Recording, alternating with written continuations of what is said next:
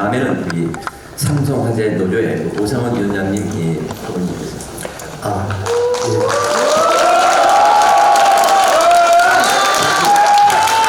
저희가 준비한 거 발표하기 전에 먼저 이야기하셨던 분들과 다른 의견이 좀 있어서 좀 말씀드리도록 하겠습니다. 첫 번째 그 발표 공식적인 자리에서 자료를 발표할 때는 그 현혹되는 데이터를 가져오면 안 됩니다. 근데 제가 보기에는 지금 현혹되는 그런 느낌이 좀 있어요. 맞습니다. 우리 처음에 그 주제 발표하셨던 그 발제하셨던 분들도 그렇고 그다음 핀테크 업체 또 똑같은 자료를 가지고 지금 현혹을 하고 있는데 무슨 말이냐? 저희가 여기 온 이유는 자동차 보험 진출을 가장 반대하는 거 아니겠습니까? 자동차 보험 진출을 반대하는 건데 통계 자료가 온라인 진출한 그 온라인 시장 점유율을 하는데 뭐 8%인가 6%가 지금 가져오는데요. 자동차 보험 시장이 아니라 전부 토탈해갖고 지금 하는 겁니다. 자동차 보험 시장은 이미 TM, CM 다 합쳐가지고 48%입니다, 점유율이. 이미 네이버에서 검색을 한번 해보세요. 자동차 보험 비교 견적하면 쫙 뜹니다. 삼성화재부터 해서 쭉 몇 개 손해보험사가 뜨고 그 다음에 이상한 업체들이 광고 업체들이 떠요. 한 6, 70개가. 그 업체들이 뭐냐면 비교 견적 온라인 광고하고 있는 거예요. 맞습니다. 그런데 그게 어떻게 연결이 되냐면 보험사로 바로 연결이 됩니다. 직방 판매가 돼요. 그런데 보험회사에서는 수수료를 줘요, 거기다가. 직판은 원래 CM 채널이나 TM 채널을 직판이라고 하는데 TM은 텔레마케팅이지 않습니까? 보험회사 직접 판매하는 거예요. CM은 온라인으로 해가지고 홈페이지를 바로 가입하는 거예요, 보험회사에다가. 합쳐가지고 48%예요, 지금 작년에. 이미 벌써 자동차 보험 시장은 소속된 시장인데 지금 가장 그 민감한 그걸 가지고 통계를 내놔야지 그 통계는 내놓지 않고 이상하게 두리뭉실하게 해가지고 외부의 자동차 보험하고 보험 시장을 모르는 사람들한테는 그게 맞는 거냐? 그러네? 온라인 진출이 이렇게 안 돼 있어? 보험이? 그러니까 이게 문제네? 해야 될 필요가 있겠네? 이게 말이 되는 거냐는 겁니다.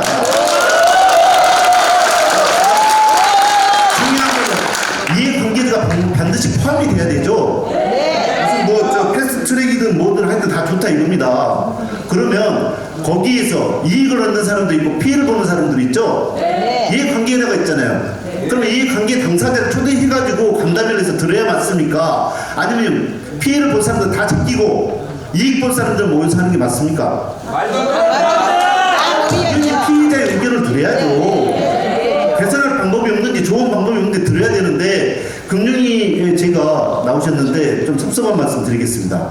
한 번도 우리 45만 보험 설계사 입장을 보험 영업인 초대해가지고 간담회 하거나 들어보지를 안 했습니다. 대형지 법인 한국 보험 대리점 협회만 불러가지고 거기 다 사장들이지 않습니까? 빌딩 몇 개씩 가지고 있는 그분들만 불러갖고 하면 우리 거기서 믿고 먹고 살고 있는 사용인들 우리 설계사분들 어떻게 합니까? 45만 명 다 밥줄 넣게 생겼는데 한국 핀테크 진출하는 걸 뭐냐면요 단순하게 봅니다. 단순하게 45만 보험 설계사의 밥그릇을 빼앗아다가 어디다 담아놓는 거예요? 핀테크 업체에다 담아놓는 거예요. 지금 그겁니다. 그 이상도 이해가 아니에요. 맞습니다. 그런데 카카오에서 지금 요구하는 건 뭘까요? 핀테크에서 요구하는 건 뭘까요? 아니 대형 GA 대리점들 봐라. 직판을 광고업체를 통해서 하고 있잖냐. 이거 보험법 위반입니다. 세 가지 조항이 위반이에요. 제가 여기 다 썼습니다. 한번 보세요. 경유처리 위반, 광고업 행위 위반, 그 다음에 세 번째 수수료 지급 방법 위반. 이 불법 행위를 하고 있는데 금융위에서는 또는 금감원에서 정부에서 그걸 감독 감시를 해야죠. 현재 시장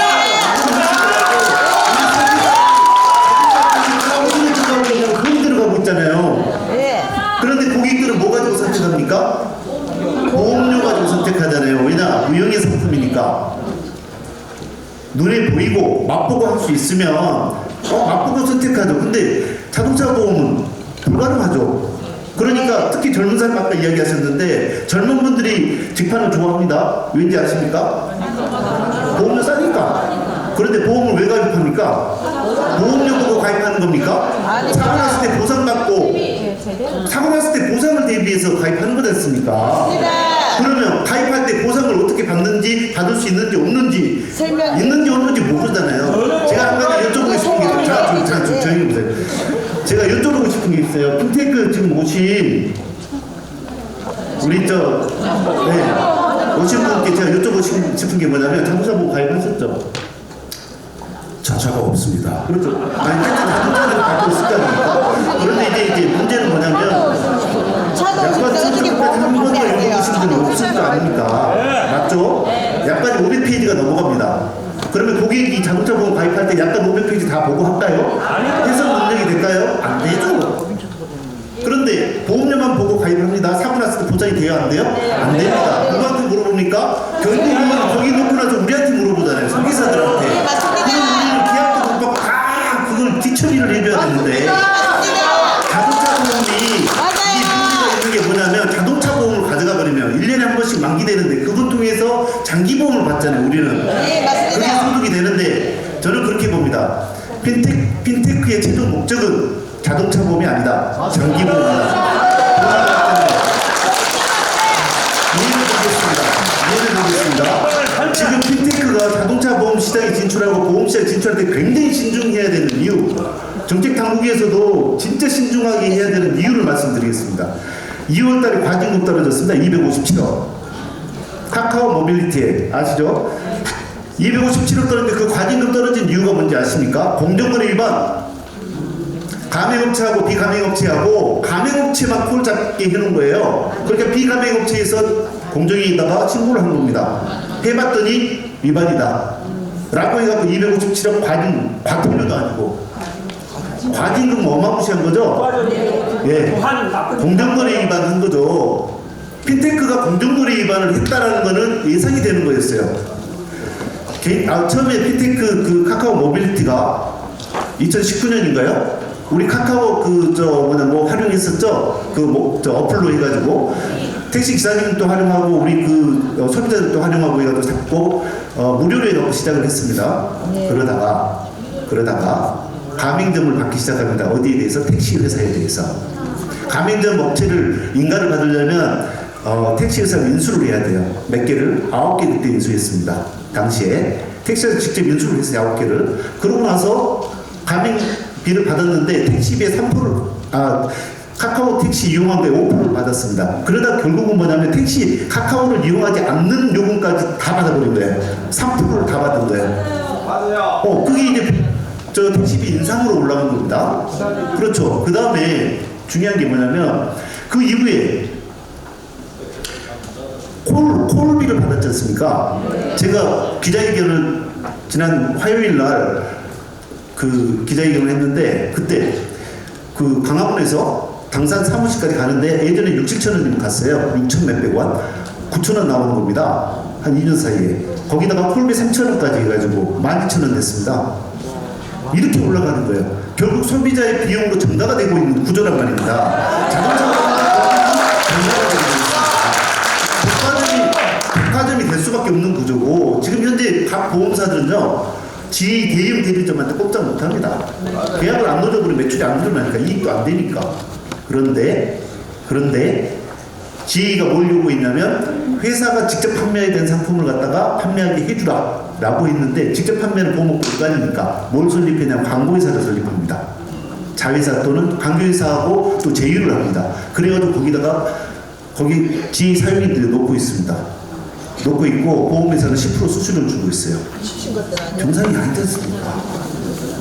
이런 형태로 가는 거예요. 그러면 결국은 그게 소비자한테 전가가 되는 겁니다. 그런 건데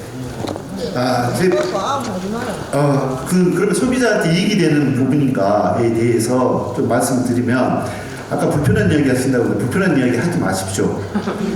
은행에서요 10수년 전에 방카슈랑스 처음 시작할 때 어떤 일이 있었습니까? 우리 보험상품 판매한다고 그랬죠?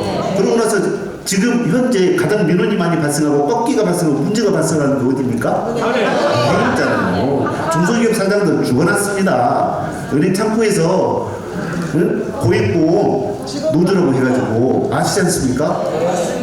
그런 문제를 한번 경험을 했잖아요. 핀테크 딱 하면 독과점 통해서 그렇게 될 수밖에 없는 거예요. 자연스럽게.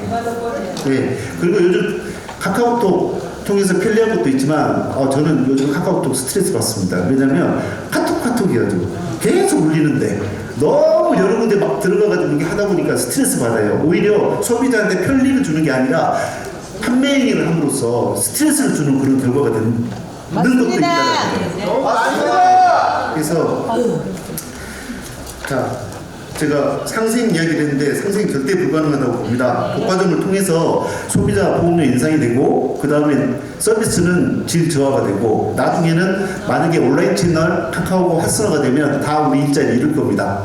예, 맞습니다. 투자하셔야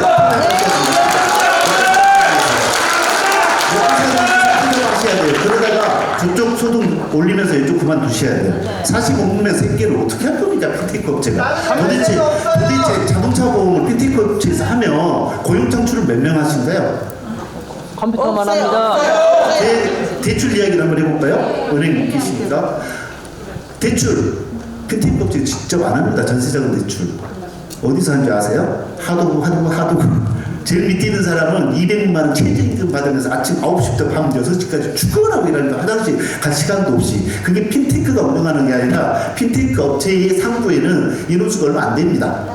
기존에 있는 업체에다가 넘겨주고 마진 챙겨먹기 그게 답니다. 지금 현장이에요. 예, 맞습니다. 정확히 좀 보고 좀 정책을 좀 해주셨으면 좋겠다. 3개월 있다 집에 가야 됩니다. 예, 맞습니다. 우리 젊은 세대 보호해야 됩니다. 젊은 세대 보호하기 위해서는 반드시 우리 설계사분들을 통해서 가입을 해야 됩니다. 왜냐? 보험료 싼 것만 받아도 비교적 가입했다가 나중에 보상 안 되고 제일 억울하고 불만이 많은 세대가 젊은 세대입니다. 그분들을 보호하기 위해서라도 우리 보험 설계사의 컨설팅 역량 증대시키고 그 다음에 우리가 직접 만나서 상담하고 그런 것들이 필요합니다. 사고 나면 결국 우리가 다 처리해 주지 않습니까?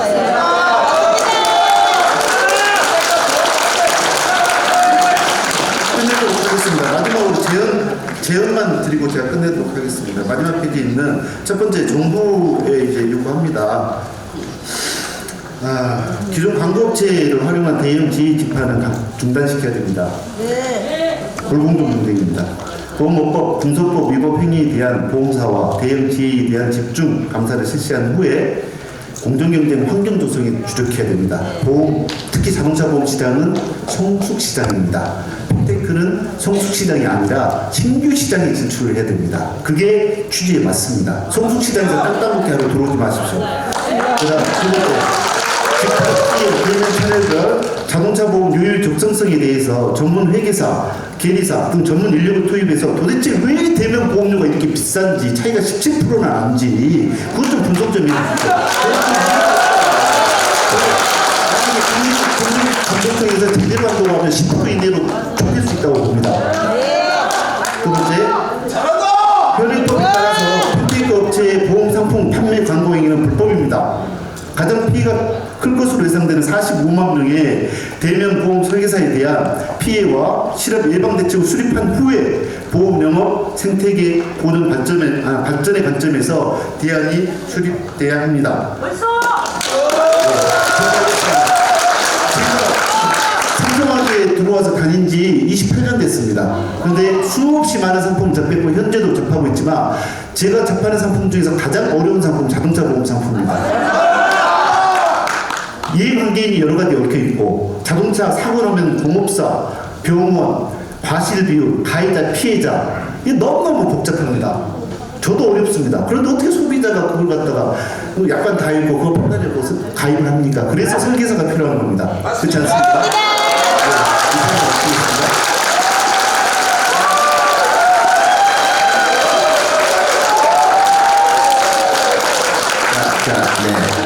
우리 이 오상원 위원장님께는 제가 특별히 시간을 넉넉하게 드려서 할 말씀을 드립니다. 그래서 이 권수찬 파트장님이 차례인데 시간을 한 5분 내로